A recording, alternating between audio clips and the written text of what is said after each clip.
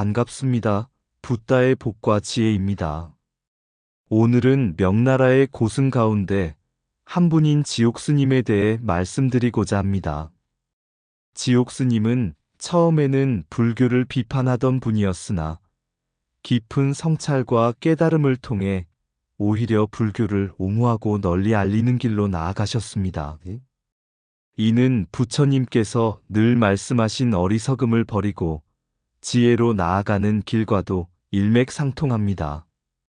특히 지옥스님은 불교의 가르침을 현실에 적용하고 유교와 도교와도 조화를 이루어 삼교합일의 이상을 추구하셨습니다.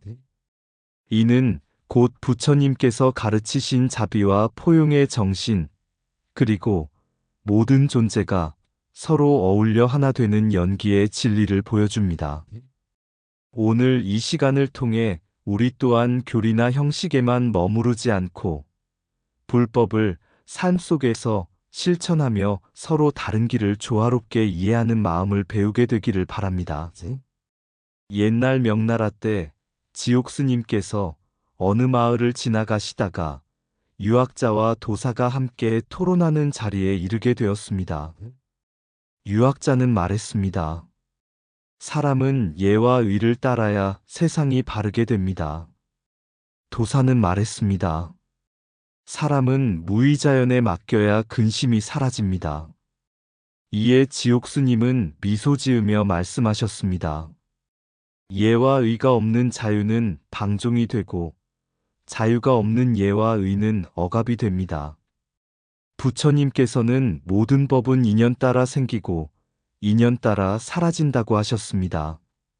그러므로 유교의 예와 의도, 도교의 무의자연도 결국은 중생을 이롭게 하는 하나의 길일 뿐입니다. 그때 유학자와 도사는 서로를 바라보며 고개를 끄덕였습니다. 지옥스님의 말씀 속에서 자신들의 길이 서로 다르지 않음을 깨달은 것입니다. 지옥스님은 다시 말씀하셨습니다. 부처님의 가르침은 마치 큰 바다와 같아 강과 시내가 다 흘러들어와 하나가 되듯이 모든 길을 품습니다. 중요한 것은 이름이나 형식이 아니라 그것이 중생을 이롭게 하고 번뇌를 줄이며 지혜를 키우는가 하는 것입니다. 그 말을 들은 마을 사람들은 감탄하며 각기 자기 길을 돌아보며 서로 존중하는 마음을 가지게 되었다고 합니다. 지옥스님은 처음에는 불교를 강하게 비판한 분이었습니다. 젊은 시절 그는 벽불론이라는 저수를 남기며 불교는 세상에 도움이 되지 못한다는 주장을 펴기도 했습니다. 그러나 그는 깊이 파고들수록 불교가 단순한 미신이 아니라 인간의 고통을 직시하고 그것을 해결하려는 지혜의 가르침임을 깨닫게 되었습니다. 이는 마치 용수보살의 길과도 닮아 있습니다. 용수보살 또한 처음에는 대승불교를 의심하고 비판했지만 나중에는 오히려 그 사상의 깊이를 체득하여 반야의 가르침을 세상에 드러낸 인물이 되었습니다. 부처님께서는 이렇게 말씀하셨습니다. 의심은 어리석음의 씨앗이 아니라 지혜의 문을 여는 열쇠가 된다. 지옥스님이 불교를 비판했던 것은 단순한 배척이 아니라 진리를 향한 치열한 의문이었습니다. 그 의문이 깊어질수록 그는 불교를 더 올바르게 이해할 수 있었고 결국은 불교의 옹호자가 되어 학문적 사상적 업적을 남기게 되었습니다. 이 과정은 우리에게도 큰 교훈을 줍니다. 신앙이란 처음부터 맹목적으로 따르는 것이 아니라 때로는 의심하고 비판하며 스스로 물음을 던지는 과정 속에서 더욱 단단해지는 법입니다. 부처님께서도 가르치셨듯이 와서 보라의 히파시코는 곧 스스로 검증하라는 말씀이었기 때문입니다. 따라서 지옥스님의 사상 전환은 의심에서 지혜로, 비판에서 옹호로, 결국은 무지에서 깨달음으로 나아간 부처님의 참 뜻을 보여주는 한 장면이라 할 수 있습니다. 의심은 진리를 멀리하는 벽이 아니라 진리로 들어가는 문이다. 바른 물음은 그 자체가 수행의 시작이다. 비판은 파괴가 아니라 올바른 이해로 이끄는 다리가 된다. 배척 속에서도 씨앗은 자라 결국 지혜의 꽃을 피운다. 참된 신앙은 의심을 거쳐 더욱 단단해진다. 어리석음은 묻지 않음에서 생기고 지혜는 끊임없는 질문에서 자란다. 처음은 그릇된 길 같아도 끝은 깨달음으로 향할 수 있다. 불법은 믿음으로만 서지 않고 검증 속에서 더욱 빛난다. 반대와 부정조차도 올바른 진리의 길을 밝히는 등불이 된다. 부처님의 길은 맹목이 아니라 눈을 뜨고 걸어가는 길이다. 비판이 깊을수록 이해도 깊어지고 이해가 깊을수록 믿음도 깊어진다. 의심은 수행자의 걸림돌이 아니라 성찰의 거울이다. 진리는 피하는 자에겐 멀어지지만 묻는 자에게는 가까이 온다. 불법은 시험을 두려워하지 않는다. 왜냐하면 시험 속에서 더욱 참됨이 드러나기 때문이다. 부처님의 말씀은 와서 보라는 초대이며 스스로 확인하고 체험하라는 지혜의 길이다. 지옥스님은 학문과 수행을 단순한 글 속에 가두지 않았습니다. 그는 주역선해라는 저수를 통해 유교의 주역을 불교적 시각으로 해석하였습니다. 많은 사람들은 주역을 운명론적이고 예측적인 학문이라 생각했지만 지옥스님은 그 속에서 변화의 원리를 읽어내고 불교의 연기법과 연결지었습니다. 모든 것은 인연 따라 일어나고 인연 따라 사라진다는 부처님의 가르침을 주역 속에서도 찾아낸 것입니다. 또한 그는 능엄경 문구를 연구하며 유식 사상을 깊이 탐구했습니다. 능엄경은 단순히 이론의 집합이 아니라 마음을 밝히고 번뇌의 뿌리를 알아차리게 하는 수행의 지침서라 보았습니다. 이는 곧 부처님께서 강조하신 마음을 다스리는 자가 세상을 다스린다는 가르침과도 이어집니다. 지옥스님은 이렇게 배운 사상을 현실 속에서 살아 움직이게 하려 했습니다.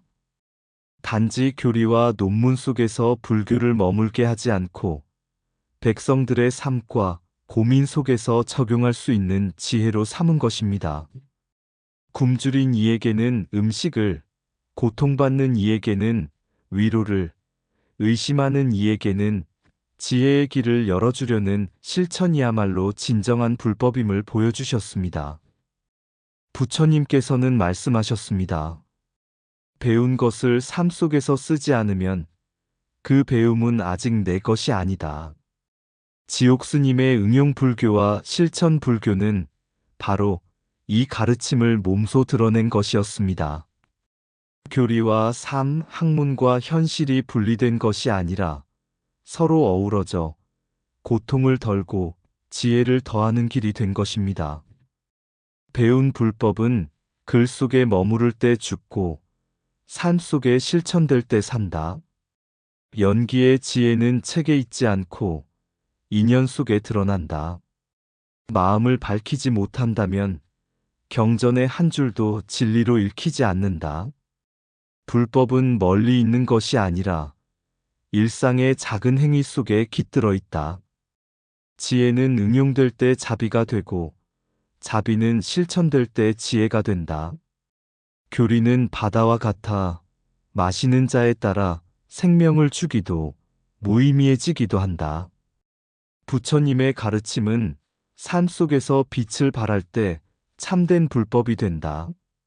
마음을 다스리는 자는 천하의 근심도 다스린다. 진리의 길은 해석에 있지 않고 체험과 실천에 있다. 불교는 운명을 거스르지 않고 운명을 올바르게 이해하는 지혜다. 능엄의 가르침은 먼 곳이 아니라 내 마음의 거울 속에 있다. 이론은 배움의 문이고 실천은 깨달음의 길이다. 모든 법은 인연으로 이루어지고 인연은 실천으로 완성된다. 배운 불법을 나누지 않으면 그 배움은 무거운 짐일 뿐이다. 불법은 응용될 때 세상을 이롭게 하고 실천될 때 나를 자유롭게 한다. 명나라의 고승지옥 스님은 단지 불교만을 높이는데 그치지 않았습니다. 그는 불교의 깊은 지혜를 바탕으로 유교와 도교를 아울러 삼교가 서로 다투지 않고 하나로 어우러질 수 있음을 보여주었습니다.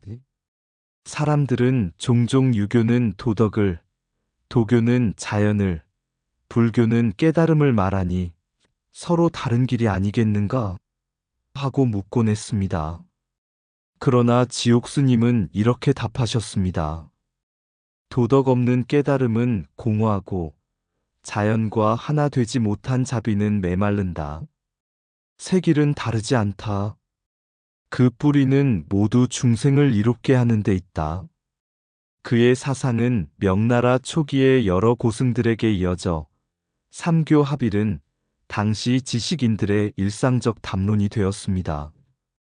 유학자들도 지옥스님의 글을 읽고 불교의 깊은 자비 속에서 우리의 인을 본다라 말했고, 도사들도 그의 사상에서 자연과 더불어 흐르는 도의 순결을 발견했습니다. 이는 부처님의 가르침과도 통합니다.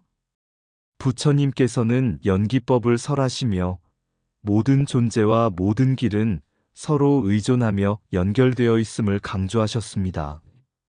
어느 길이든 중생의 괴로움을 덜고 지혜를 밝히는 데 이른다면 그것이 곧 불법의 정신과 다르지 않다는 뜻이었습니다. 삼교 합일의 이상은 단순한 학문적 놀이가 아니라 서로 다른 사상을 존중하며 하나의 큰 조화를 이루는 실천적 지혜였습니다. 마치 큰 바다에 강과 시내가 다 흘러들어 하나의 물결이 되듯 유불도의 조화는 사람들로 하여금 더 넓은 진리를 깨닫게 하였습니다. 오늘 우리가 배울 점은 바로 이것입니다. 불법은 배타가 아니라 포용이며 다툼이 아니라 조화입니다. 부처님께서 열어주신 길은 하나의 종파에 머무는 좁은 길이 아니라 모든 생명을 껴안는 한없는 대도임을 지옥스님의 사상은 잘 보여줍니다. 마음의 티끌을 씻으면 스스로 지혜의 달빛이 환히 비친다. 탐욕은 거울을 흐리는 먼지요. 자비는 거울을 맑히는 물이다. 성냄은 불길처럼 번져 마음을 태우지만 자비는 그 불을 꺼주는 맑은 물이다. 어리석음을 버리면 본래의 청정한 마음이 저절로 드러난다. 거울 닦기를 게을리하면 얼굴조차 볼 수 없듯 수행을 멀리하면 자기 마음도 알 수 없다. 지혜는 멀리 있지 않고 번뇌를 거두는 순간 드러난다. 마음을 단속하지 않으면 외부의 어떤 가르침도 헛돌 뿐이다. 거울이 빛을 비추듯 깨끗한 마음은 중생을 이롭게 한다. 업의 때는 계율과 선정으로 닦이고 무명의 어둠은 지혜의 빛으로 사라진다. 깨끗한 거울에는 온 세상이 그대로 비치듯 청정한 마음에는 진리가 왜곡 없이 드러난다. 번뇌를 끊는 이는 세상을 탓하지 않고 자기 마음을 바로 본다. 지혜로운 이는 욕망을 좇지 않고 욕망을 비추어 본다. 수행은 돌을 갈아 거울을 만드는 것과 같으니 끊임없이 닦을 때 완성이 있다. 마음이 거울임을 아는 이는 매 순간을 닦으며 산다. 탐진치는 마음의 얼룩일 뿐 본래 마음은 한없이 맑고 밝다. 옛날 한 제자가 스승께 와서 물었습니다. 스승님, 저는 불법을 배우고 싶어 책을 많이 읽고 토론도 열심히 합니다. 그런데도 제 마음은 늘 어지럽고 세상의 진리가 보이지 않습니다. 왜 그렇습니까? 스승은 아무 말 없이 그를 데리고 오래된 청동거울 앞에 앉혔습니다. 거울은 먼지와 때로 뒤덮여 있어 아무것도 비치지 않았습니다. 스승은 걸레를 제자에게 주며 말했습니다. 이 거울을 닦아보아라. 제자가 거울을 닦자 조금씩 자신의 얼굴이 드러났습니다. 그러나 닦기를 멈추면 곧 먼지가 내려앉아 다시 흐려졌습니다. 스승은 조용히 말씀하셨습니다. 너의 마음도 이와 같다. 아무리 많은 경전을 읽어도 탐욕과 성냄과 어리석음이 가득하면 진리를 비출 수 없다. 거울을 끊임없이 닦듯 마음의 때를 닦아야만 지혜가 환히 드러난다. 그제서야 제자는 깨달았습니다. 지혜는 먼 곳에 있는 것이 아니라 스스로의 마음을 청정히 하는 데 있다는 것을. 마음의 거울, 먼지 쌓인 청동 거울 위에 햇살 한 줄기 비치니 흐린 마음속 번뇌도 서서히 걷히는구나. 탐욕과 성냄, 어리석음은 거울의 때와 같아서 닦지 않으면 진리조차 비치지 못하리라. 걸레를 들어 마음을 닦을 때 연기 따라 모든 것이 드러나고 자비와 지혜, 청정한 빛이 세상 속에 흘러넘치네. 깨달음은 멀리 있지 않아. 바로 내 안거울 속에 맑은 마음을 비추는 순간 빛으로 다가오리라. 이상 붓다의 복과 지혜였습니다. 오늘도 복지 구족한 날 되세요. 구독과 좋아요는 붓다의 복과 지혜를 밝히는 큰 자비의 등불이 됩니다.